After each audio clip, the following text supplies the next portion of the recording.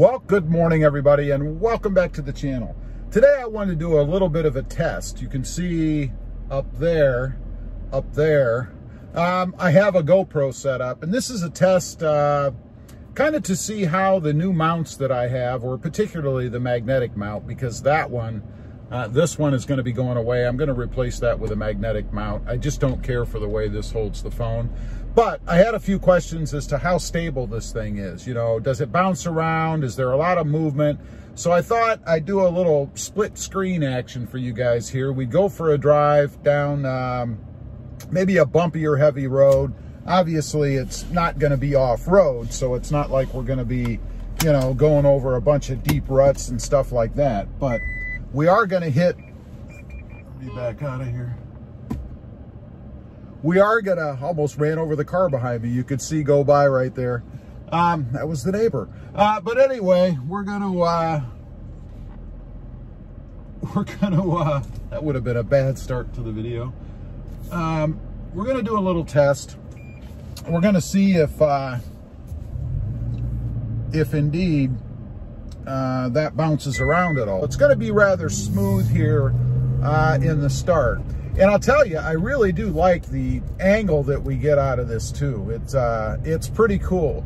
A much more straight on view, I think, than what I had before. And I think a bit more stable than what I had before too. But we'll see as soon as we get out onto some rougher roads. There was a little bit of a bump. I don't know if that showed anything there. It didn't inside. I didn't see anything bouncing around.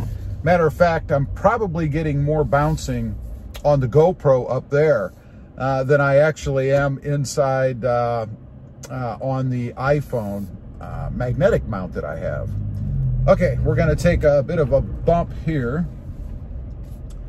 Let's see.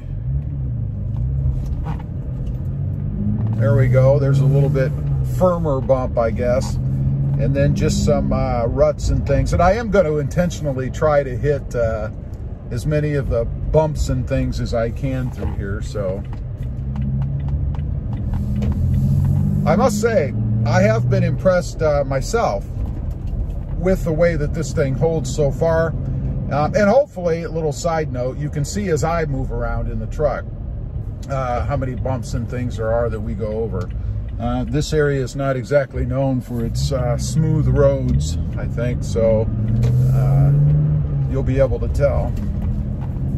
Little one there. But anyway, yeah, I am pretty impressed with how stable it is so far. It certainly hasn't fallen off. And I will say, the other one that I had, the Scosh, I believe it's called, magnetic mount that I had on the windshield, and that's just a suction cup mount with a magnet on the front, I guess, that the phone attaches to. That worked really well. If it weren't for this, I would still be utilizing that. The only issue I ever had with that is with temperature changes. If it got really hot and the truck was sitting outside, it would lose suction and the mount itself would fall off. Same thing would happen if it was really cold. And obviously for what I do, a little bit of a bump there, for what I do, I can't be having the phone or whatever I have mounted up there fall off. Kind of ruins the video, you know. Or for some out there, maybe it enhances it. I'm not sure. But I couldn't have that happen, so that's kind of why I went to this. I wanted something as stable as I could get with the flexibility that I wanted to be able to shoot different angles. And that was part of the reason why I went with this other mount over here, was to be able to turn the phone the other way so that I could shoot video out of the front of the truck. Problem is, it's not designed for that. If you can see the way that it's set up over there, it's meant to be turned the other way so that it's supported both at the top and the bottom by its brackets. And obviously, if I'm running it sideways, like you can see over there now, I can't really do that. So that's kind of my problem with that. Plus, I want to be able to just slap the phone up there on the magnet on the fly. Be able to do that without having to need two hands, because you have to expand the bracketry, if you will, on that holder there to be able to put it in there quickly. Sorry, I was watching a trailer that went by me that frankly cut it a little bit close for me, so I had to back up a little bit there.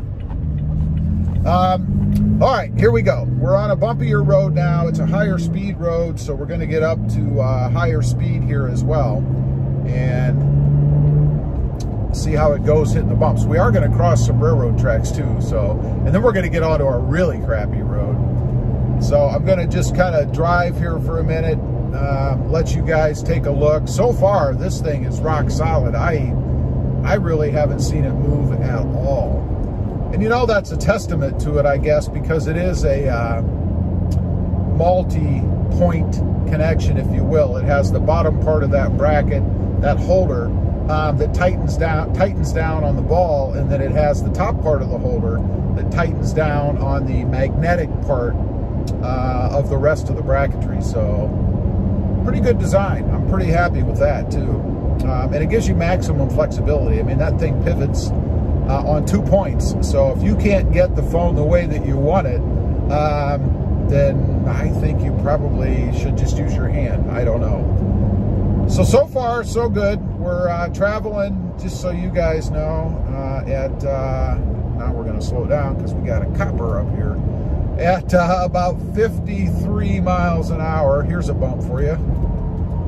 Nothing severe. Again, I can see the GoPro actually bouncing around more than I can see the holder that I have. So, okay, what's going on here? We got a cop has a car pulled over, and you guys might be able to see that through the GoPro. Got a guy standing outside and no cop. I don't know. They like to get you on this road, and it's funny because it's a pretty sparsely traveled road. I mean, it has its moments, but not a lot of traffic on this road. But you see police on this road all the time. So I'm not sure why it's a favorite of the local law enforcement, but maybe people abuse it, I guess, and really fly down this road. I don't know. Okay, we're at a stoplight. Not too exciting for bump tests, I realize. But we are at the stoplight. Oh, got to go into first gear. Here's that vapor lock on the shifter. I'm not sure if you guys can see the shifter down here, but still have that issue. Sometimes it's like a lockout. It's where the synchros don't mesh properly, I guess, at stop. Maybe it's the way I drive. I don't know. Everybody says I don't know how to drive a stick. I don't know. Been doing it for like 320 years, but hey, maybe. Okay, we're coming up to a railroad track. I am going to take it at a pretty good speed. Let's see, we're at 47. Hopefully we can hit 50. I have a car in front of me, of course, a truck. Here we go. That was a pretty good bump. Now that might be indicative of the same kind of a bump that you would take if you were off-roading. You're probably not going to be going 50 mile an hour, I wouldn't think. Don't know if I'd call that off-roading, but anyway, the severity of the force of the bump probably would be very similar to that. Now, in just a second, we are going to turn rather onto a bumpier road and should get a pretty good indication of how this thing moves around out there. We're going to do that here in just a second. This is one of the worst roads, I think, that I travel on over here, so you'll probably see it more in the GoPro. All right, we're on it now. Again, I'm going to intentionally hit as many bumps as I can going through here. Not potholes. I don't want potholes, but bumps in the road. Here's a couple.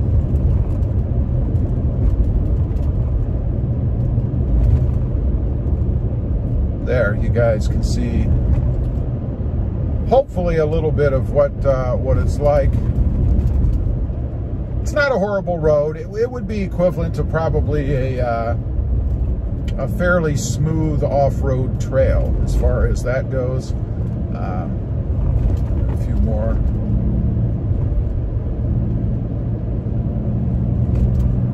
And there. that's about the extent of that. The road, fortunately, now is a little bit smoother. So anyway, I just kind of wanted to get on here, show you guys what it's like. I am very impressed with the mount itself. It's very stable. You know, I am going to move it over a little bit because I think I have it too close to the steering wheel here, and I'm afraid I'm going to go to turn and come up and hit my phone and knock it off. So I'm going to move it that way a little bit, but that's part of the flexibility of having this system, I guess. I'm able to do that. There's multiple locations you can mount things. And then, as I mentioned, that one over there is going to go away and be replaced with this, the magnetic mount, which is pretty robust. I'm very happy with the sticking power, I guess, of that magnetic mount. Anyway, leave a comment down below. Let me know what you think. Is it something that you think you might be able to use? One more thing I want to mention. Somebody asked me about using it on an off-road trail, and would it be able to hold up? Would the phone fly off, or would it stay on? It is magnetic. I mean, if you take a big enough jolt with the truck, I do think it would come flying off, but I don't think there's any better product magnetically out there on the market that you can secure a phone with on the trail. And it might be just fine. I don't know. You'd actually have to try it based upon the trails that you traverse and your driving style and how aggressive you are, I guess, on more severe bumps and ruts and stuff, to see if it would work for you. Anyway, real quick, shameless plug. If you haven't before and you'd like to, check out my other channel. It is Robmotive JT, all about my 2020 Jeep Gladiator truck. Don't forget to click that notification bell so that you don't miss out on any upcoming videos. And do me a favor, smash that subscribe button on the way out. Thanks for watching. Stay safe out there. Bye.